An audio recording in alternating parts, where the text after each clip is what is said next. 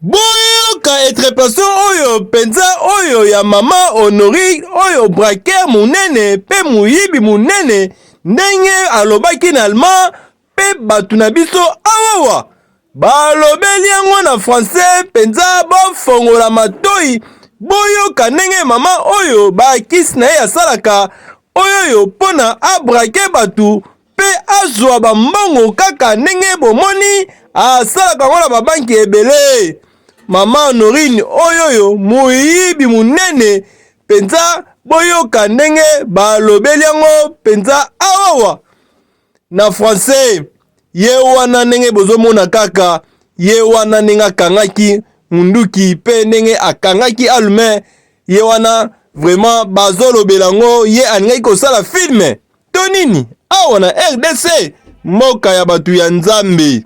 Bolanda pe ndenge ndeko na biso alobi yango na français oyo alobaki na kialma pe batrepete yango na français boyoka ndenge ndeko alobi boyoka na voix ya Lingala News.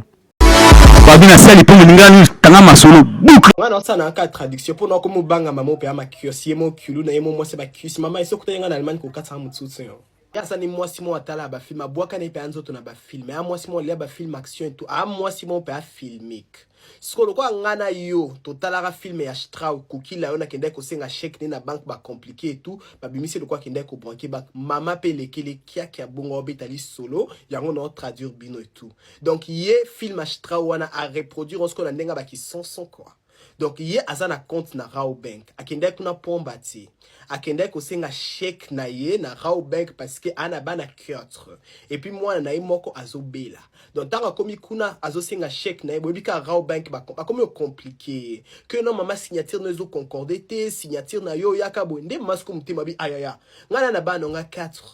moko azobela il faut na traiter moi na ngana sans ndenge nini nde mama bimisi lisasi ya joie yibaki moi na ya mukie a braquer bancaire lisasi ya jouer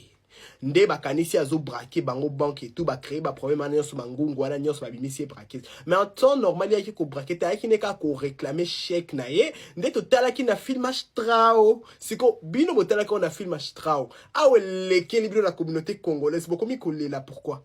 bokomi ko donc abanga pourquoi bokangi mama na basinga pourquoi a reproduire neka o atalaki na film siko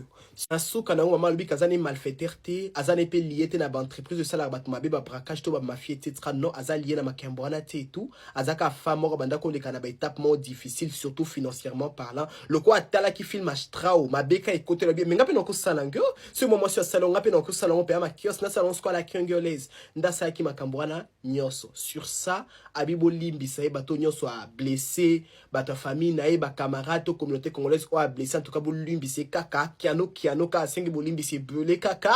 donc j'espère que vous savez la traduction ou bien à continuer traduction dingue.